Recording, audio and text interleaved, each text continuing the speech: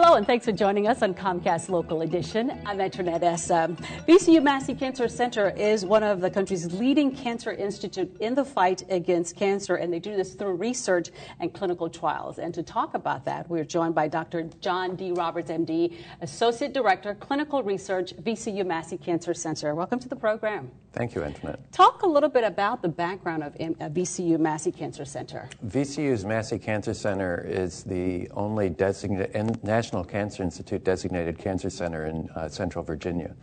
The designation means that the National Cancer Institute of the federal government convened a panel of cancer experts in cancer care and research and had them visit Massey Cancer Center to review our care and research programs, and found that they were met the standards of the National Cancer Institute.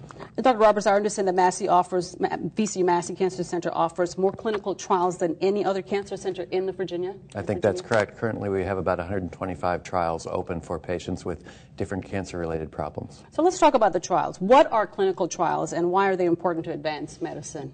Clinical trials are critical to making advances in medicine. A clinical trial involves taking a group of patients with a similar condition and treating them in a pre-planned way, and then collecting the results of how those patients do, the outcomes, and looking at those in a careful way so that we know whether new ideas are really working. And so how do the new treatments get from the laboratory to humans, and what kind of vetting takes place first? Well, some new treatments really arise in the clinic. It's an idea that you might do something a little bit differently in the clinic. And often the first test of that treatment will be in the clinic, combining known drugs that are used in the treatment of cancer, for example. On the other hand, many treatments involve new ideas, new drugs, or new technology, and those are typically tested and developed in the laboratory first, in test tubes or in computers, or with animal models like mouse models.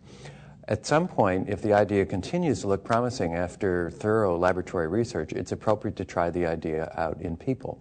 And three things must occur before the idea is tried out in people. First, it must be reviewed scientifically to have outsiders, independent persons, agree that it's really time to test this idea in people. Second, an ethical board needs to review the project and see that appropriate measures are being taken to protect the safety of the patients who will be involved.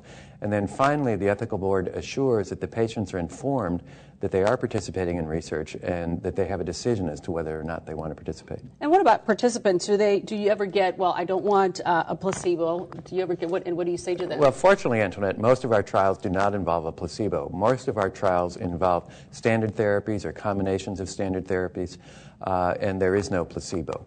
Occasionally, there are times when it's appropriate for a placebo to be involved in a trial, and in that case, we explain to the patient that a placebo is involved, and often, even in that situation, the placebo may be in addition to a standard treatment. So most of our patients are getting standard treatments. And so are clinical trials only for people who don't have much hope? Oh, not at all. In fact, the appropriate time for many clinical trials is when a patient is first diagnosed with cancer. For example, decades ago, the treatment of breast cancer was to remove the entire breast surgically.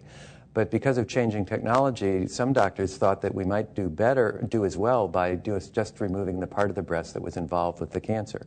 So a clinical trial was done where women who had breast cancer just diagnosed would either be treated with the standard surgery at the time, which was removing the entire breast, or the reduced surgery approach, where just a part of the breast would be removed. And the progress of those women was followed, and it turned out that the lesser operation was just as successful at controlling the cancer, but left many women much happier with the surgical outcome. So that was a treatment for new diagnosis. And of course, if folks want more information, they can go to the website. The website, VCU Massey has a website with information about our clinical trials, and you can also call us, and we can put you in contact with a research nurse or doctor who knows about what research is available. Okay, well, thank you so much, Dr. Roberts. We appreciate you coming to talk to us about this. Thank you, Antoinette. We have been talking with Dr. John D. Roberts, MD, Associate Director, Clinical Research, VCU Massey Cancer Center. And for more information, go to On Demand and click Get Local. Thanks for joining us here on Comcast Local Edition. I'm Antoinette Essa.